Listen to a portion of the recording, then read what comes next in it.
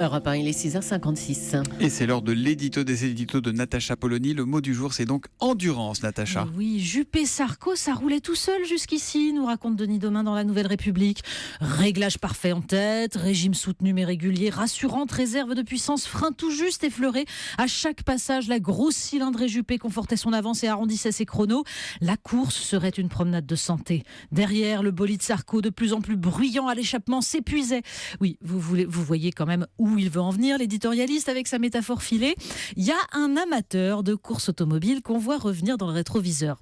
Celui qui a qualifié la présidentielle de course d'endurance. Et oui, François Fillon pourrait bénéficier de l'effet Trump. Que se passerait-il si, se demande Yolande Baldeweg dans l'Alsace, si les sondages se trompaient, si les électeurs ne se déplaçaient pas, s'ils se déplaçaient? Bon, évidemment, l'effet Trump, c'est aussi de pousser au discours anti-système des candidats qui, comme le rappelle Bernard Stéphane dans La Montagne, sont tous de purs produits du système.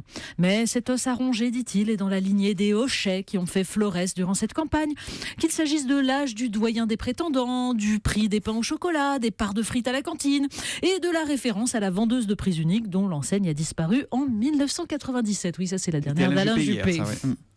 Dans Sud-Ouest, Bruno Dive quand même se prête à rêver.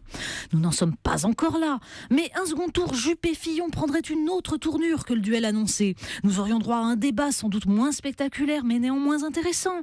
Faut-il mieux proposer 4 ou 5 grandes réformes et s'y tenir comme le propose Alain Juppé?